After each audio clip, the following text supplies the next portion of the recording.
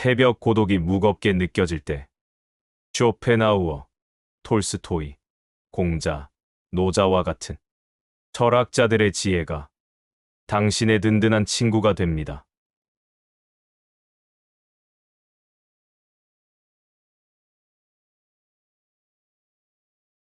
오늘 함께할 철학자는 공자입니다. 그가 중요하게 여겼던 삶의 이정표는 2500년이 지난 지금 우리 시녀들의 삶에 여전히 깊은 울림을 주고 있습니다. 논어에 등장하는 그의 고백은 특히 우리의 마음을 사로잡습니다. 이른이 되니 마음이 하고자 하는 바를 따라도 법도에 어긋남이 없었다. 바로 종심소욕부류구입니다. 70평생을 살아온 지혜와 경륜이 쌓여 내 마음이 이끄는 대로 내가 하고 싶은 대로 살아도 그것이 곧 세상의 이치와 맞아떨어지는 경지. 그 누구의 눈치도 보지 않고 어떤 제약에도 얽매이지 않으며 온전한 나로서 살아가는 완전한 자유의 상태를 의미합니다. 많은 분들이 이 말을 들으며 고개를 끄덕이실 겁니다. 그래, 나도 저런 경지에 이르고 싶다. 이제라도 내 마음대로 한번 살아보고 싶다는 열망이 가슴 한편에 자리하고 있을 것입니다. 자식들 다 키우고 사회적 책임을 어느 정도 내려놓은 지금이야말로 진정한 나를 찾아 떠날 최적의 시기라고 생각하기 때문입니다. 하지만 현실은 어떻습니까? 막상 하고 싶은 대로 해보세요라는 말을 들으면 가슴이 철렁 내려앉거나 내가 그래도 되나 하는 죄책감과 막막함이 앞서는 것이 우리의 솔직한 심정일지 모릅니다. 공자가 말한 그 자유로운 경지는 과연 우리에게도 가능한 것일까요? 아니면 그저 까마득한 이상에 불과한 것일까요? 오늘 우리는 공자의 지혜를 빌려 70대 이후의 삶을 어떻게 하면 후회 없이 가장 나답게 그리고 자유롭게 살아갈 수 있을지에 대한 구체적인 해답을 찾아보고자 합니다. 많은 시니어분들이 비슷한 고민을 토로하십니다. 평생을 가족을 위해, 회사를 위해 헌신하며 살아왔습니다. 새벽같이 일어나 밥을 짓고 밤늦게까지 자식 걱정에 잠 못 이루던 어머니들, 쉴 틈 없이 일하며 가족의 생계를 책임져야 했던 아버지들. 정작 나 자신을 위한 시간은 늘 뒷전이었습니다. 내가 진짜 무엇을 좋아하고 무엇을 할 때 가슴이 뛰었는지조차 잊어버린 채 살아온 세월이 너무나도 깁니다. 이제 겨우 한숨 돌릴만 하니 주변에서는 이제 좀 편히 사세요. 하고 싶은 거 하면서 즐기세요라고 말합니다. 하지만 그 말이 오히려 더 큰 부담으로 다가옵니다. 막상 하고 싶은 것을 하려고 해도 평생 몸에 밴 역할과 책임감의 굴레가 발목을 잡습니다. 내가 여행이라도 가면 애들이 서운해하지 않을까? 새로운 걸 배우기엔 너무 늦은 나이가 아닐까? 이 나이에 주책이라는 소리를 들으면 어쩌지? 하는 온갖 걱정과 두려움이 앞섭니다. 심지어 배우자나 자녀와의 관계 속에서도 내 마음대로 한다는 것은 곧 갈등을 의미하는 것처럼 느껴지기도 합니다. 내 의견을 솔직하게 말했다가 분위기가 싸해졌던 경험, 나를 위한 소비를 했다가 괜히 미안한 마음이 들었던 기억들이 우리를 위축시킵니다. 공자가 말한 종심소욕은커녕 우리는 여전히 타인의 시선과 기대라는 보이지 않는 법도에 갇혀 살아가는 셈입니다. 마음대로 한다는 것이 이기적인 행동이나 철없는 고집으로 비칠까봐 두려운 것입니다. 이러한 현실과 공자의 이상 사이의 거대한 간극 앞에서 우리는 좌절감을 느끼기도 합니다. 도대체 무엇이 문제일까요? 왜 우리는 나이가 들수록 더 자유로워지기는커녕 더 많은 것에 얽매이게 되는 걸까요? 공자는 이 문제에 대해 아주 명확한 통찰을 제시합니다. 그가 말한 자유는 방종이나 제멋대로 구는 것과는 차원이 다른 깊은 수련과 성찰 끝에 도달하는 궁극의 경지이기 때문입니다. 결국 우리가 마주한 문제는 자유를 누릴 자격에 대한 혼란이라고 할 수 있습니다.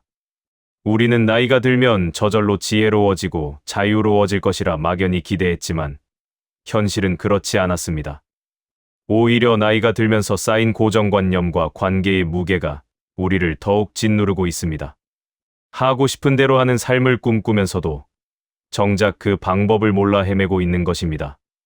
공자가 말한 70대의 자유는 단순히 나이를 먹는다고 해서 주어지는 선물이 아닙니다. 그것은 70이라는 나이에 이르기까지 삶의 각 단계를 충실하게 겪어내고 성찰한 사람만이 얻을 수 있는 값진 결실에 가깝습니다. 즉, 종심 소욕의 상태에 이르기 위해서는 반드시 거쳐야 할 과정과 단계가 있다는 뜻입니다. 마치 높은 산 정상에 오르기 위해 여러 개의 능선을 넘고 쉼터를 거쳐야 하듯 우리 인생에도 그러한 과정이 필요하다는 것입니다. 그렇다면 그 과정이란 구체적으로 무엇일까요? 우리가 50대, 60대를 어떻게 보내야 70대에 이르러 공자와 같은 자유로운 삶을 맞이할 수 있을까요?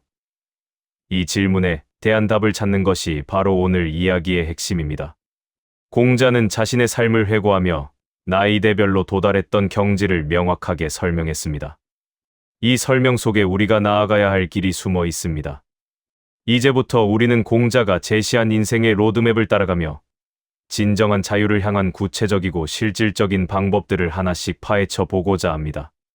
단순히 마음대로 사세요라는 뜬구름 잡는 이야기가 아니라 지금 당장 내 삶에 적용할 수 있는 지혜를 얻게 되실 겁니다. 그럼 더 구체적으로 알아보겠습니다. 우리가 흔히 종심소욕이라는 말에만 집중하다 보니 한 가지 중요한 사실을 놓치곤 합니다.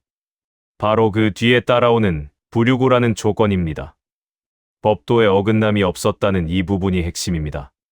하고 싶은 대로 하되 결코 선을 넘거나 규칙을 어기지 않았다는 뜻입니다. 이것은 억지로 규칙을 지키려고 애썼다는 의미가 아닙니다. 오랜 세월 수양을 통해 마음 자체가 법도와 하나가 된 경지를 말합니다.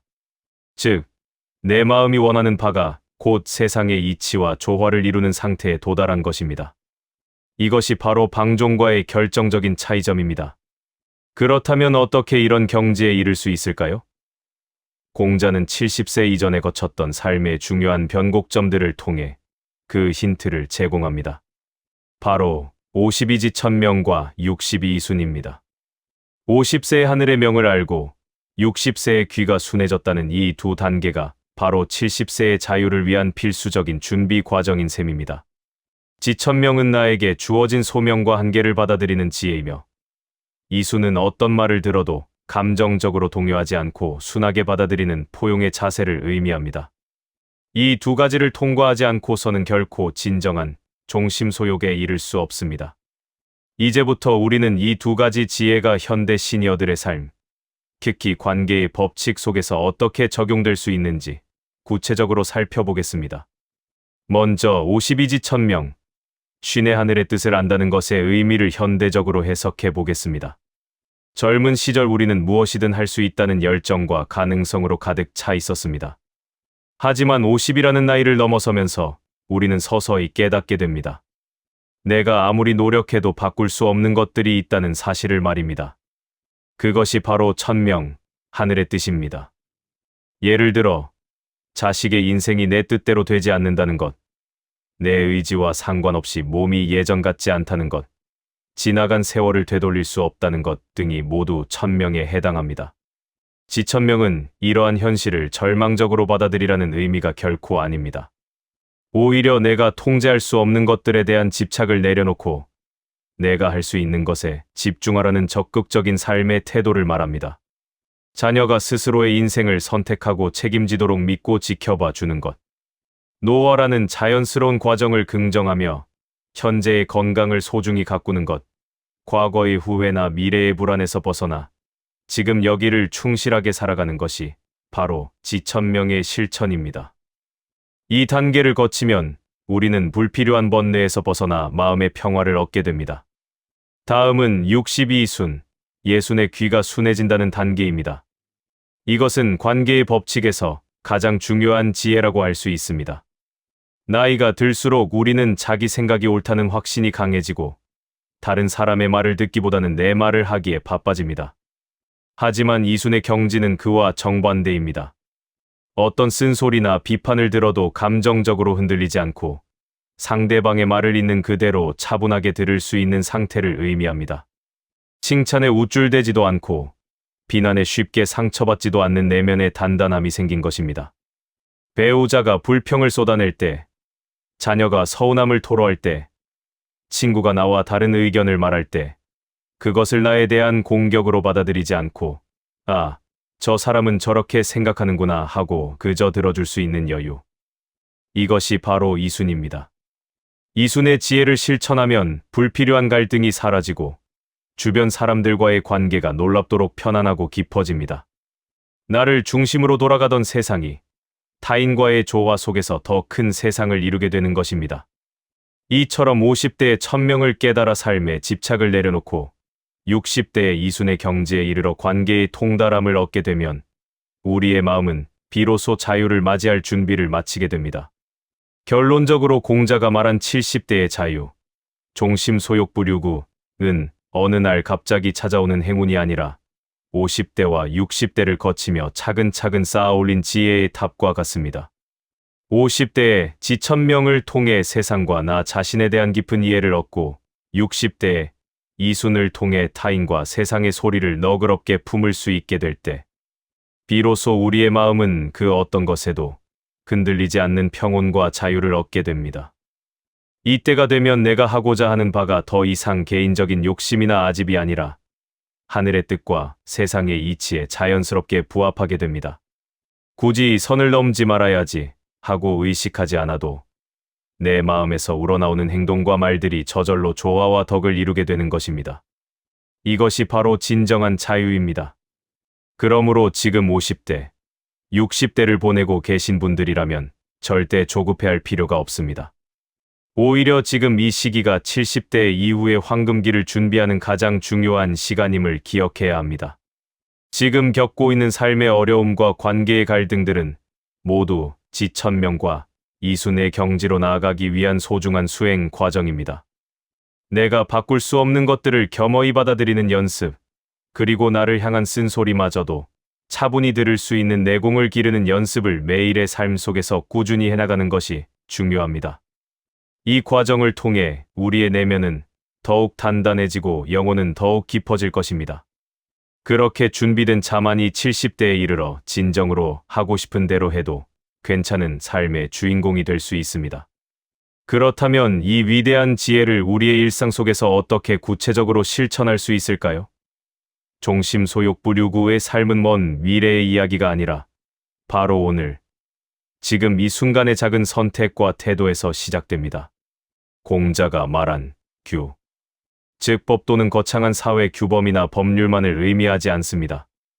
우리 삶에서는 관계를 해치지 않는 선, 서로에게 상처 주지 않는 존중, 공동체의 조화를 깨뜨리지 않는 지혜 등으로 해석할 수 있습니다. 즉, 내 마음이 원하는 바를 추구하되 이 최소한의 선을 넘지 않는 균형 감각을 기르는 것이 핵심입니다. 예를 들어 자녀에게 조언해주고 싶은 마음이 간절할 때 그 마음을 따르되 조언이 잔소리나 강요가 되지 않도록 선을 지키는 것입니다. 내가 원할 때가 아니라 상대방이 원할 때, 그리고 상대방이 받아들일 수 있는 방식으로 전달하는 지혜가 바로 불류구의 실천입니다. 내가 꿈꿔왔던 취미 생활을 시작하고 싶을 때 그 열망을 따르되 가족의 경제 상황이나 배우자의 감정을 고려하여 조화로운 방법을 찾는 노력이 필요합니다. 이처럼 종심소욕과 부류구는 대립하는 개념이 아니라 동전의 양면과 같이 함께 가야 하는 지혜입니다. 이제부터는 몇 가지 구체적인 상황을 통해 마음의 자유를 누리면서도 지혜롭게 선을 지키는 방법을 살펴보겠습니다. 가장 많은 분들이 어려움을 겪는 자녀와의 관계를 예로 들어보겠습니다.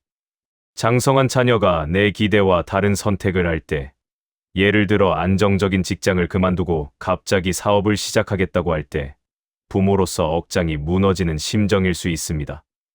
이때 내 마음대로 자녀를 뜯어말리고 비난하는 것은 규를 넘는 행동입니다. 이는 관계에 깊은 상처만 남길 뿐입니다. 여기서 종심소욕부류구를 실천하는 방법은 무엇일까요?